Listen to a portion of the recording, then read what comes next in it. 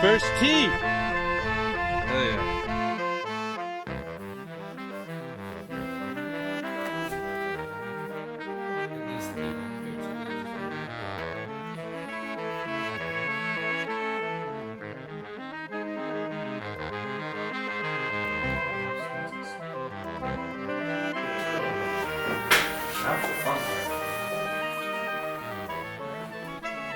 Focus.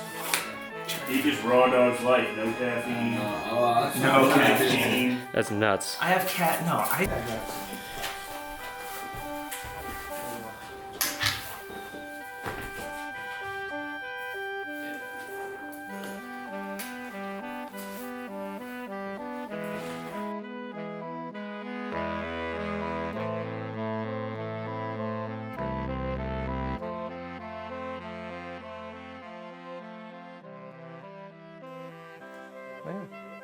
Alright. So I figure, starting off the tattoo, we'd start off, with your story. When did you realize your passion, was your passion? Like you wanted to pursue and, just even growing up. So I think it started at a young age,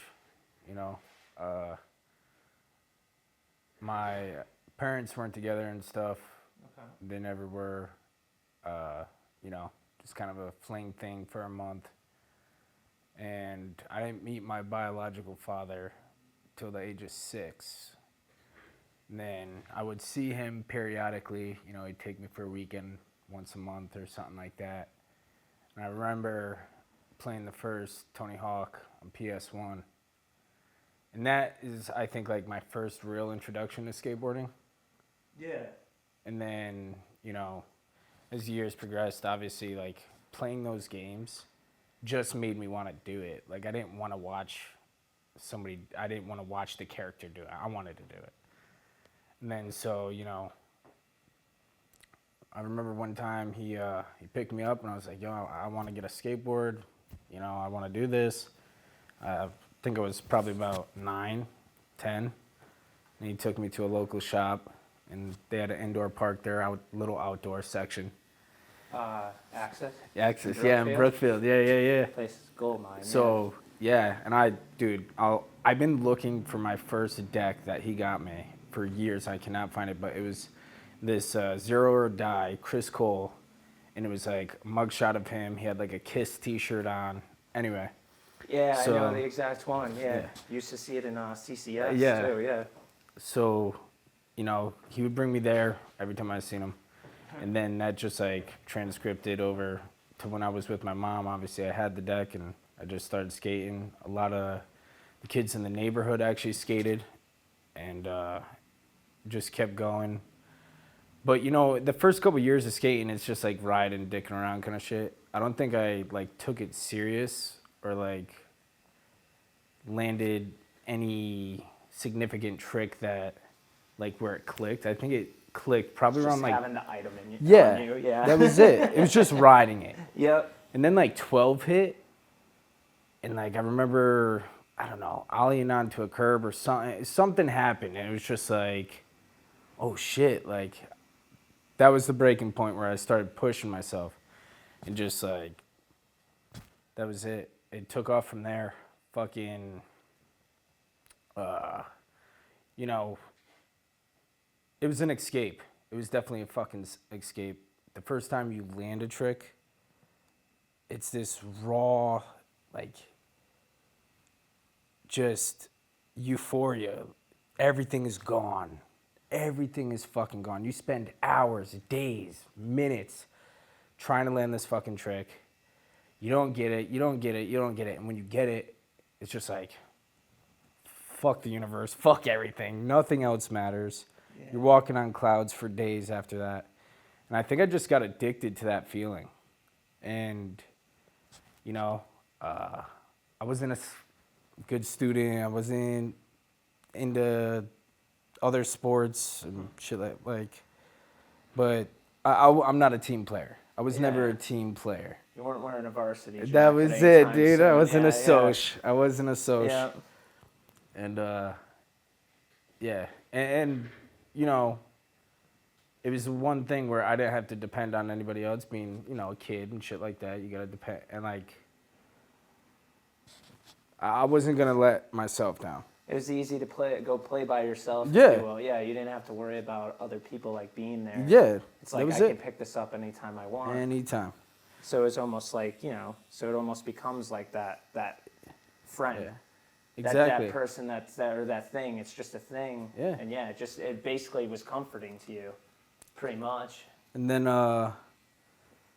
you know, even around that same time, playing the Tony Hawk games or CCS magazines and Thrasher magazines, and just seeing like that lifestyle of just like traveling and skateboarding, that's all I wanted to fucking do. I just wanted, you know, to travel the country. I always thought in my head like, all right, I'll just ride my skateboard, fuck a car. I'll stop in each state. I'll work for a couple weeks, save up money, go to the next place, try and just do that. And what age was this at? Oh, this was definitely like 16, Yeah. you know, 17. I dropped out of high school at 16. I ended up working full time, going to night school. Yeah. But I would just skate to work every day. And it was like, I don't know, 5 miles away. I worked 5 miles away from my house, so I would just skate 5 miles every day, back and forth, so 10 miles every day. And So then- now we're at a solid 10 years of love. Yeah. With skate, or 10 years. I'm already heard from More or 10 less. yeed old to 16 right now. So 16, that's 17. 6 years into this love affair. Yeah. Yeah, and it just kept going. It kept going. You know, it kept going all the way up until, you know, I had my daughter in my early 20s, and I was still skating. And it's weird because there was this breaking point where I hadn't skated for like 8 months. And I woke up one morning, I was like, oh, dude, I'm going to go skate today. And, dude, it was the cleanest, best session of my life. And that was the day I lost my leg. That was that. on the same day? Yeah, I went that morning. I went with my buddy Wes. I was dating his sister at the time. Went out, landed, dude. I mean, everything was so crisp, like the best I ever skated, and it was an 8-month gap. And yeah, I was supposed to meet up with his sister at a party later that night. I ended up hopping on the bike, riding around with a bunch of guys, with 8 other riders. And then, yeah, I was over in New Fairfield, back roads, 137, coming around this corner. You know, I had the bike for a year, thought I was hot shit, thought I was the fucking man, ballsy, just stupid, untouchable, young. Nothing bad's gonna happen, right? And I came flying around that corner, took it too wide. That's when I got creamed. But, yeah, so then after the accident, I was in the hospital about 26 days. And some buddies came through and shit like that. And, you know, I remember one of my friends were, you know, fucking around. And he was like, oh, I guess you're going to have to hang it up. And it was like, fuck, like, it didn't even hit me in those 26 days. Like, shit, am I gonna be able to skate again? Like, and then, yeah. I remember vividly. I'm in the middle of a tattoo session, and I look down at my phone. This is when I was working at Burning Hearts Tattoo. Yep. Look down, and your name is on my caller ID. Meanwhile, I know you like just got into this accident. I don't know any of the real details or anything like that. I just knew it was bad. Yeah. You know, you're hospitalized. And they have you on so many painkillers. They must have, because I Dude, you tell me hardly this. recognized who I was talking to. And you just, the thing you say, like, Dave, dude, what's going on? Like, where are you? Joe, I'm in the hospital. Don't worry, man, don't worry. I saved the leg with the good tattoos. And I'm just like, dude, I don't care. Like, are you all right? Yeah. And then we had a brief conversation about a bunch of stuff, but I'm like sitting there thinking like, this dude's up in the hospital. And that's when I realized, at first I didn't comprehend the fact that you had lost your leg. I thought you got some road rash because I've eaten it a few times and stuff like that, but I never like that whole thing. And then that's when it came down, you know, when your daughter's mother had told me like, yeah, David lost his leg, and I'm like, oh my God, that's what he meant. So it was just like one of those things, and I just was. Yeah, we saved the tattoos. Well, we saved yeah, them. you're like, I saved the It's tattoos. just one of them's upside down now. Yeah. That's all. It's just wrapped around. But yeah, No, yo, man. so like Yeah. so many people have said that too. Like, they've talked to me in the house. I have no recollection of anything, like any of these conversations that You happened. knew how to navigate your contacts. Yeah, that's for I'm sure. Well, that's like, you know, drunken phone calls ain't fucking good either. Yeah. Yeah. But Oh my gosh. yeah, so yeah, when my buddy he said that, I'm like, fuck, like. So he said that you were gonna have to basically Like hang your it friend up, was saying you're gonna like have to yeah, hang up like I ain't skate. skateboarding. Yeah, he's like, I guess you're gonna have to hang it up, and then after I got the prosthesis, it was 6 months later after my accident where I finally got the leg, and it was like finding my freedom again. You know, being stuck in a wheelchair and crutches for 6 fucking months, and then to finally be able to walk, you know, and that took time too. You know, you got to condition your body. Your body's not supposed to be thrown in this hard fucking shell. So I had to build up the strength, finally get off the crutches, get off everything. So now I'm on my prosthesis. I ended up hopping back on a motorcycle like 2 weeks after I got the thing. And then I was like, all right, well, I'm riding again. Let me try to fucking skate. I remember trying to skate, and this was probably, I don't know, 8 months out. Okay. And I remember just running and trying to, not running fast, but running and trying to throw the board down and hop on it and just like completely eating shit. I was like, fuck. And then, like, I tried skating that day. It was just so, it's like having a piece of 2x4 strapped to the bottom of your leg and you're trying to navigate this fucking thing. So it was a kick in the dick. It was a big kick in the dick. So after that, it was, what? Yeah, I know. I'm sending this one to your Yeah, soul. you're sending that to the shin, bitch. All right, so, So train of thought. So yeah. Yeah, so I just didn't even skate. It was like, I was like, all right, it's done. I can't do it. And then a year and a half went by. It was the following summer, and a buddy was going out to skate. I was like, I still had the board, so I was like, all right, let me fucking just come hang out. At least I could push around, right? Mm-hmm. I remember pushing around and everything, and there's, you know, this little curb, and I ended up like board sliding it somehow, just hauling ass and able to board slide it, get up on it like Slappy, and it kind of clicked. It was like, oh shit, like I could fucking do this. Much looking at now 16 years down the road, and like you're reteaching yourself how to skateboard altogether now. Yeah. And then after that board slide, I was at that park every fucking day again. And it just slowly started coming back to me. And I just started coming back.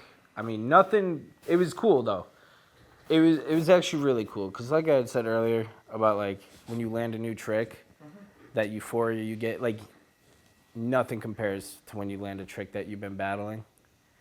And so it was cool that, like, yeah, some of these tricks I did in the past, but it was me relearning them all over again. I still got that feeling, even though I had done them.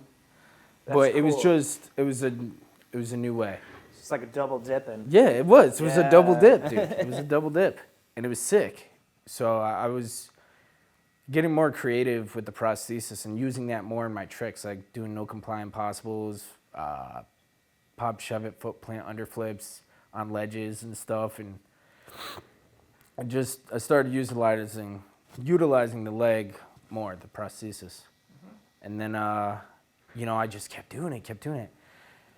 And the thing that sucked is it got to the point where it was like, I wasn't holding jobs. I didn't give a fuck. I was partying. I was skateboarding. That's what had been my life for so fucking long. Even after my daughter, like, I fucked up a lot. I partied a lot. My priorities were never. This is all before. Yeah. Like, obviously before the accident. And after. Oh yeah, dude. I had my CDL before the accident. Good paying job, everything like that. After I lost the leg, I lost my CDL, lost my job, I lost my leg. I lost my bike. My car got repoed.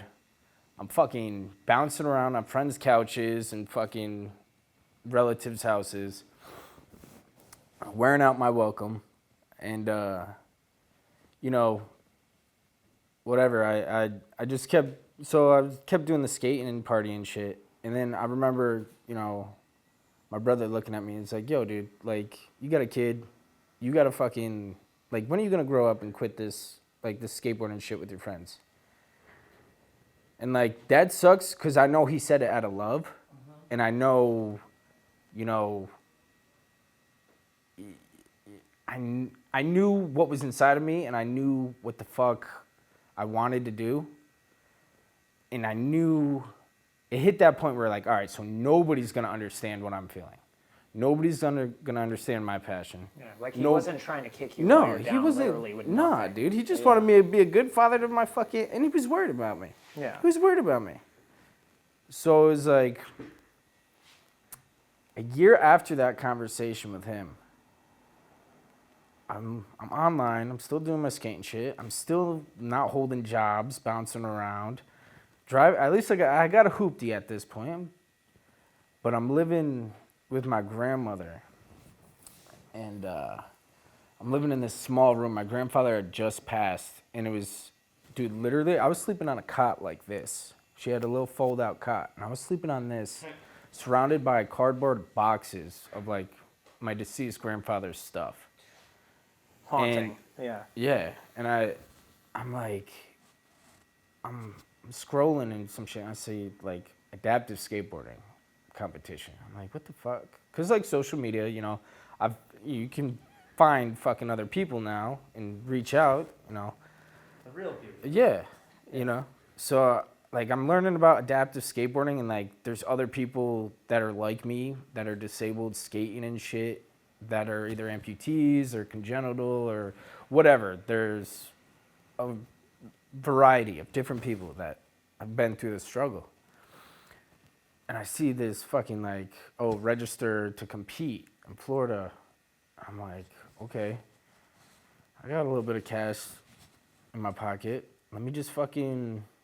I'm going to buy a plane ticket. I'm 28 at this point. I've never been on a fucking plane. I've never traveled by myself. I've never been out of this shitty fucking hometown. I'm like, fuck it. I'm going to buy a plane ticket. I'm going to fucking go compete against other disabled skaters. And at the time, like I said, I'm homeless at this point. I'm crashing in a fucking cot. Nothing to lose. No. My girlfriend that at the time, I'm like, think I'm going to marry this fucking chick. I'm like over heels for her. Fucking, she dumps me. Like a week before I leave for the competition because she says the same shit like my brother said. She's like, oh, you don't care or whatever. Your priorities are all fucked. So now I'm depressed as fuck, bro. And I'm like, I got to fucking prove them all wrong. I got to fucking prove them wrong. And I'm fucking... Dude, I'm not sleeping. I'm not doing shit. I'm going to a fucking therapist. Like, yo, what the fuck is wrong with me? And whatever, I figured all out that shit. But I said, fuck it. I'm going in. I'm doing this. I still got on that fucking plane. I went down there, depressed as fuck. When I got got this at again? St. Pete. St. Petersburg, St. Florida. Petersburg, Yeah. Florida. So I went down there, and I didn't know what to expect. I've never been to an adaptive competition. I never fucking hung out with other amputees at that point in my life.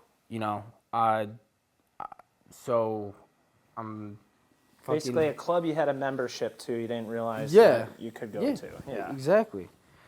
And so I get down there, I meet up with some of the guys, fucking cool guys.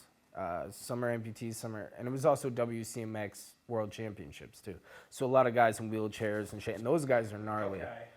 Cause it's like, I don't fuck with all that metal. Like, you're flipping around in a fucking metal wheelchair, like, kudos to you. Yeah. Lock in. But yeah. And then I started seeing, while I was down there, I hung out with a couple of guys, went to the fucking Tampa, like the historic Tampa Park, the indoor park and shit where the Tampa Am is every year, everything like that. We did that. But I also started talking with some guys, and I started seeing how, like, they had issues with their prosthesis. They were having the same issues I was having, skin breakdown and stuff just from being, like, active amputees. And it hit me. I think at that moment I was like, oh shit, like, I didn't even think about that part. I was like, how do they make them? Can it be done better? And so when I got back from that first competition, I had some money saved up from working, and I got myself my own apartment, and I started calling a bunch of prosthetic doctors' offices and talking with people, and they're like, oh, we got Central Fab here, we got this and that. And I wasn't happy with my prosthetic provider at the time. Yeah. So I ended up switching and finding this other place. So I started off as a patient there. I was hanging out for a while, and then probably like a month after being a patient, I was like, oh, I want to learn more. Like, I want to hang out, and, will you guys hire me? Like, I want to learn how to fabricate. I want to be a tech. And they're like, oh, you could hang out. So I hung out for another couple months, and then they took me on part-time. So now I'm working 40 hours a week at a nursing home as a chef, because after I lost my leg, I couldn't do any, like, manual labor shit, or nobody wanted to hire me. I knew what I could fucking do, but nobody else knew what I could do or what I was capable of. Yeah. So I got all these shitty jobs, and I'd work in kitchens and restaurants. So anyway, I was a chef at this fucking nursing home, and I was working 40 hours there, and it was like 4 10-hour shifts a week. So the 3 days I had off, and I'd have days off during the week, and like I'd have to work weekends. So it worked out perfect. So the 3 days I had off, I'd work 10-hour shifts at the prosthetic place. So I was working 70 hours a week for a whole fucking year. And at the time, my daughter's mother and I are in a rough patch. We're not on talking terms. So like, I'm not seeing Lil as much and things like that. So now I'm saving up money to get a fucking lawyer. So I'm working 70 hours a week for a whole year, spending $11K in fucking lawyer fees just to get, 50-50 custody. And I got custody of her. We went to court. It was all during fucking COVID too, so shit got dragged out. Everything's delayed. Yeah, everything's fucking delayed. Now also, mind you, it's COVID, so I just did my first fucking adaptive competition in February 2020. And then March 2020 hits. That's when US fucking COVID's like just exploding, and fucking the craziness, whatever bullshit. Everything getting shut down. Nobody Yeah. can travel. Yeah. Yeah, so now I'm like, fuck, dude. I just got my name out there. And I picked up a couple sponsors from doing this fucking competition. So now dudes are like sending me skate wheels, skate decks, clothing. It's fucking coming together. Everything I've been fighting for, and it gets shut down with COVID. On top of trying to fight for my kid.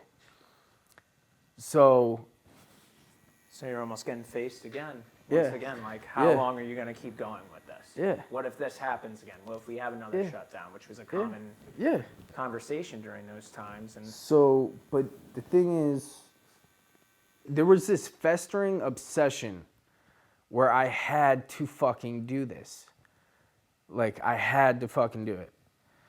So, anyway, with COVID going on and shit, things are delayed with my daughters, the court cases, things like that. I'm fucking, I'm trying to do competitions. They're not happening. And then competitions start happening, but they're doing them, they're making you send in edits, right? So record your run, send them in. Which was kind of dope for me, because, like, all right, I'm not that good under pressure. Like, again, I said I dropped out of high school. When I graduated, there's 15 people in the crowd. When I went to my first competition, there's over 300 fucking people in the crowd. I'm fucking shitting bricks, dude. I want to puke. I want to fucking shit my, like, my nerves, I'm shot. So this was cool, because now it's like, oh, I just got to send in an edit. Like, I don't have to deal with that pressure that I mostly put on myself. So it was world championships. So we send in our edits, everything like that. And then they live streamed them on YouTube. And, you know, we're going through the edits. I'm watching everybody's and shit. I'm like, all right, I might not place that good or whatever. And I'm at work, working in the kitchen. I'm watching this fucking, and then my run comes up. I'm like, okay, all right. I'm thinking to myself, I'm like, oh, I'm not taking podium or anything like that. And then the results came in, I think the following day or the day after, and I ended up taking third. Third in the world. Wow. So it was like, now I'm like, phew, I'm on top. I got my own place. I just took third in the world for adaptive. I'm fighting for my kid. The court case is coming up. I think a couple weeks go by and I get a call from her. And I'm like, fuck. She's like, hey, the results came in. I was like, all right. She starts telling me and stuff. She's like, well, the schedule's going to stay the same as it is now, da-da-da-da-da. And then she said, but come January, and then she told me, like, I was expecting to hear this from my lawyer. My lawyer was fucking dragging ass. I don't know where the fuck he was, because he didn't call me telling me this shit. And she's like, you got it. You got your 50-50, da-da-da-da-da. Then I'm still competing and traveling because the COVID ban gets lifted. And, you know, I'm leaving Jen at home. I'm leaving Lil at home. You know, there's weekends I'm After giving you up. just got this 50-50 court date going over. So you're over here now, you're sacrificing the time that you fought for. Yeah. And now you really have it on your shoulders is basically what you're looking at. Like, so I'm fucking, you know, I'm traveling and I'm hanging out with the homies. It's great. I'm skating, but I'm like depressed. I'm lonely. Yeah, I got all these people around me. I'm doing my dream. This is what I wanted. My entire fucking, since I was 14 years old. Travel and fucking skateboarding. And then I was like, I don't want to do this. I don't want to do this anymore. Like, I did it. Or I don't want to do it without them, at least. So I told myself, I was like, if I'm going to fucking do this, they have to come with me. They have to be there with me. You know, after traveling, competing and shit, realizing I wanted to be with my family more, I kind of, you know, took a break from competing for about a year and just focused on behind the scenes shit. I knew I always wanted to own my own skateboard company, but with One Legacy, I knew being adaptive and like opportunities for disabled skateboarders are not the same as able-bodied skateboarders. Like, the payouts aren't the fucking same. A lot of companies kind of use us to be like, oh, look at us, we're taking care of fucking Tiny Tim, you know? yeah. Fucking, we're great, we're such good people. But you're not paying Tiny Tim what you're paying Jared down the fucking block. So, anyway, I knew if I was going to do this, if I was going to start my own company, it was going to be only adaptive skateboarders on the team. I'm only going to sponsor disabled skateboarders. Yeah, so that was what you wanted to do. You basically wanted to build a team unified in the vision you have. So Because nothing was available to you. no, exactly. That was exactly it. Like, I had just lost my board sponsor too because I wasn't sending them any footage. Again, I like took a break from competing, and we kind of fell out. And then also around this whole time, I start. Shit. Riding that shit. Yeah, I know. I start volunteering for Sean Quigg over at Wheels for Wheels with his car show and shit. So, you know, me and Sean are talking at one of his car shows, and I had made a comment. I was like, "Oh, dude, we need to do a," because he's seen what I was doing with the adaptive skateboarding and shit. I was like, "Oh, we need to host our own event and have adaptive skateboarders come out and shit." And he's like, Yeah, because Sean had done a number of stuff with other organizations. Yeah. He did, like Spaghetti Arms, and "Yep, so he was well in, knew about nonprofits, had a lot of knowledge in it. Yeah. So like seeking him out was a good jump start for you. yeah." Yeah. So I came up with the idea and I kind of pitched it to him and he was like, "Yeah, let's fucking do it." And then we got Justin over at Be Easy involved and all the other guys on the Wheels board and shit. And then that's how Front Fest got started. And What is Front Fest? so Front Fest is a nonprofit fundraiser for adaptive athletes. So primarily it raises funds for any adaptive athlete, any sport. So whether you're an adaptive skateboarder, WCMX, or you play lacrosse, football, basketball, wheelchair basketball, whatever, it doesn't matter. Any sport. I wanted it to help any active member of the disabled community. Yeah. So that was the whole idea behind Front Fest. That was, you know, just help people like me achieve their goals. So what Front Fest does is it raises funds for travel and equipment. So if somebody needs like a WCMX chair or a prosthetic foot that would be more beneficial in the sport or activity they're doing, versus also travel, hotel stay, airfare. You know, Do you think if you had like a lack of confidence that you wouldn't be able to achieve some of this stuff? I mean, I don't know if it was confidence or courage, you know, because courage is like, because I was scared shitless, you know? Yeah. I didn't know how this was going to end or how it was going to go about. And like, I wasn't confident. I just knew I had to do it. I didn't, there was no like, oh, I'm gonna fucking do this. I had to do it. I had to do it. Even when I, didn't want to. I had to. Yeah. People that aren't gonna agree with you in the moment. And then when you persevere through, and some people just fucking hate. That's just some people. But then some people are just, it's worried and it's out of love. It's fear. It's fear driven. They don't want to see you fail or end up in a worse situation than you already are. They don't want to see you hurt physically or mentally or financially. They want you to thrive. And I think there's this really low period where like it looks fucking ugly. It looks like there ain't no way to come back from it. And then when you break through that, it's like I said about my brother earlier in that talk, like, when are you going to give this shit up?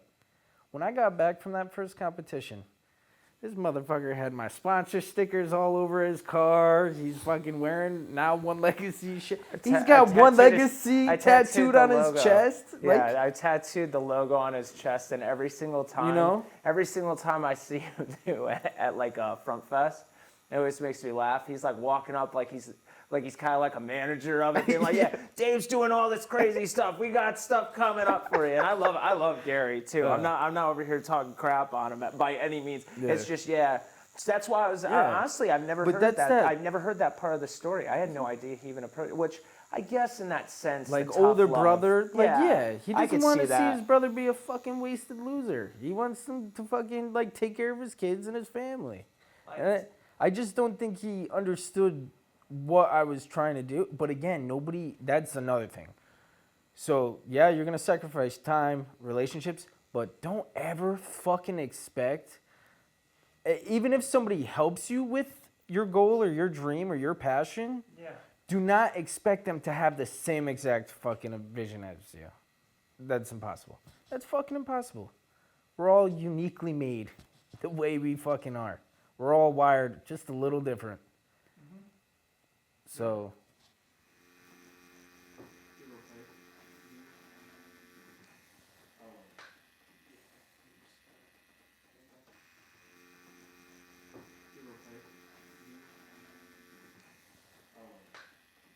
I want it to grow at its own pace. I don't want it to grow too fast, too quick, and then spew out and be bullshit. I want it longevity. I want it to last, especially for, disabled kids growing up. I want them to have something to look forward to and have, if they're into skateboarding, have an outlet. And that's another thing. I don't even know if I want to just keep it skateboarding. Like, I got a buddy that's an amputee that's into MMA fighting. And he just had a jiu-jitsu match last week against an able-bodied person. And I'm like, I love MMA. I love UFC shit. I like mixed martial arts. I think it's fucking dope. You know what it is? I like the warrior. I like the fighter. I like that fight spirit. So, I don't know. Well, Legacy will grow and do its thing. But as far as any other members on it, behind the scenes, the business side, it's me and Oscar. Oscar is now my partner, like 50-50 partner. And Oscar is one of your pro team riders. Yeah, he was the first pro team rider. He was actually my influence. He was the reason I got back on the board, really, because I was just like sitting at home before I went out with my buddy and board slid that curb. I was just watching videos of dudes like with prosthetic legs on YouTube, and his video happened to be the first video, and he was the first guy I seen, He's an amputee on his left foot. He's missing both of his hands from congenital birth. The bands were wrapped around his hands and his leg. They had to amputate on scene. But that I've watched videos of him doing pop shove-its down 15 stairs. Yeah, he was 20 years younger, but he still fucking did it in a prosthetic. And Which he's still still ripping. All the Yeah. time, still, Yeah, dude, he's a fucking legend. So it's like, can I take a piss? You might want to keep that shot. Hang on, let me get a little more white now. Back to when I was talking about the Barracks and Poseidon Foundation and the World Championships for Adaptive back in 2023 was, at the Barracks, which is like one of the most historic places for skateboarding, right in downtown LA. And I was able to bring my whole family to that. And not only was it the Adaptive World Champions, it was Women's Day that day. So now I've been trying for years to get Lily into skating. And it wasn't like, it was like, whatever. And then, I think that event really changed things for her, where she's seen like over 100 women and, young girls, young women skating. And she was like, oh, like, when you tell your kid something, they don't want to hear it from you, but if somebody else says it to your kid, they're like, oh, okay, yeah. Oh, yeah. So. Well, you're not cool. Yeah, exactly. Well, that's it, And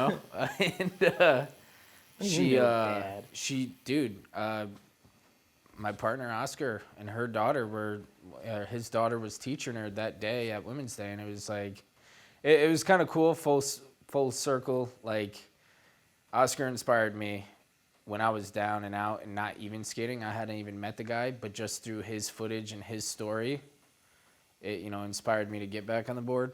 Yeah. So to see his daughter teaching my daughter was pretty fucking dope. You know, whatever they choose to do, as long as they love it and it gives them what skateboarding gave me. You know, skateboarding taught me how to fall down and get back up. Skateboarding taught me persistence, you know, taught me strength. Definitely taught me how to fail and fall. You know, people fight in an octagon, but skaters, they fight against the concrete, and the concrete always fucking wins. So, you know, whatever they would choose to do, as long as they're happy and it's not like killing them, or it's positive and it's healthy, and then I'm all for it. Do you have any regrets that you've led your passion down that you're just like, man, I wish I didn't do that? In general, maybe even. Like regrets for yourself. I don't, as far as like skateboarding, One Legacy, Front Fest, my family, my kids, I think the regret I have is I missed quite a bit of time with my daughter in her earlier years.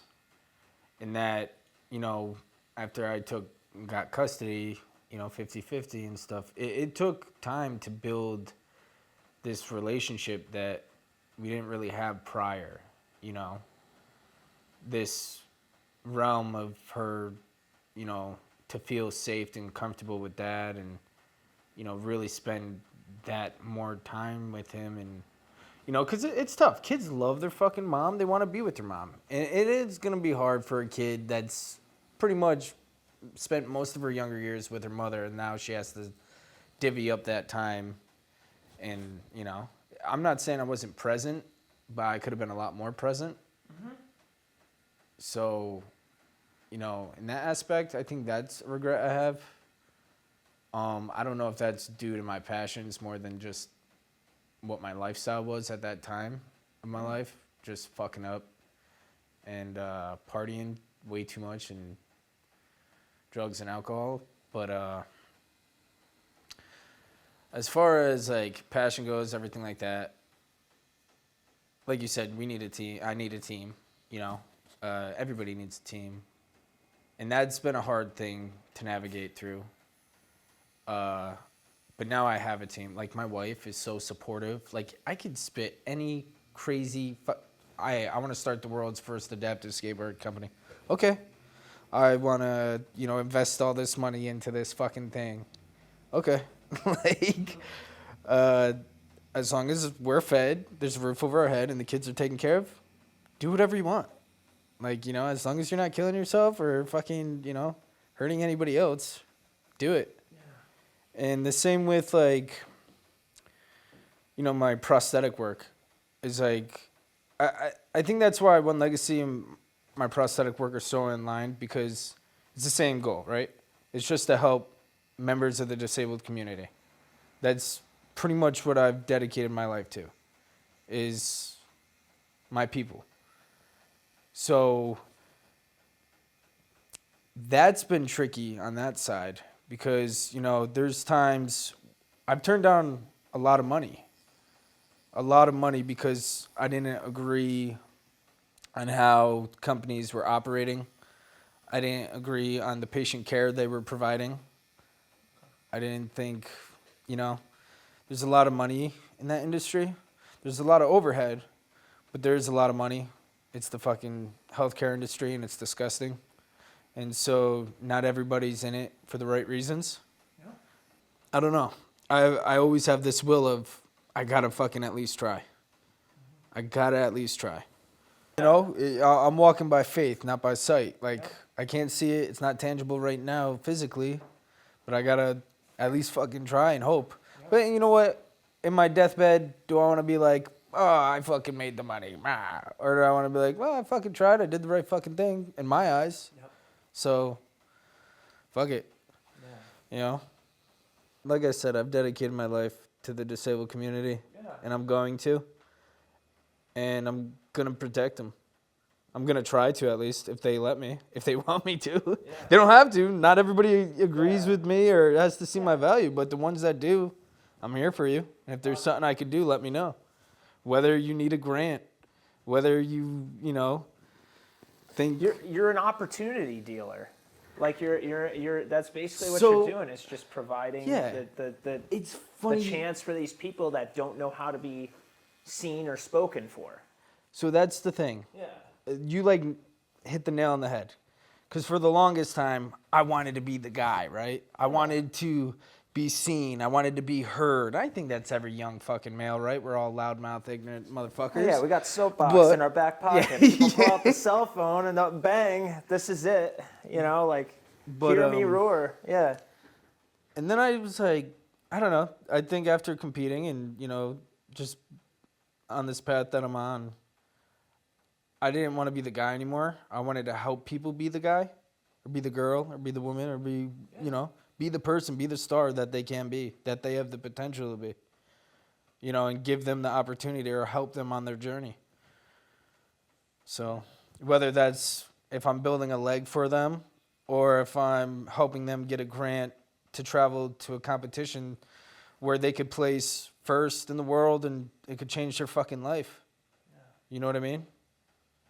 What would you say to someone that is looking to pursue their passion? I think the doubt is always going to be there. I mean, I doubt myself at times still, but I think if I had to give them advice is just do it. Just keep doing it. Just keep pushing through it. Nobody's going to be on your side in the beginning. Nobody's going to understand it. But over time, it's going to happen. You're going to find your people and where you belong. And, so, yeah, I mean, it's all really about consistency and perseverance. You just got to keep doing it. And not everything you're going to do is good. It's going to be shit. It's going to be such shit. But then, you're going to get something that is good. And you're like, oh, okay. Well, let me ride this out and see where this leads me.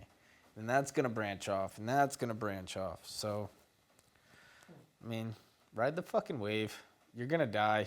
Just fucking do it. Very uplifting. Yeah. But I guess, yeah. I'm a skateboarder, not inspiration porn.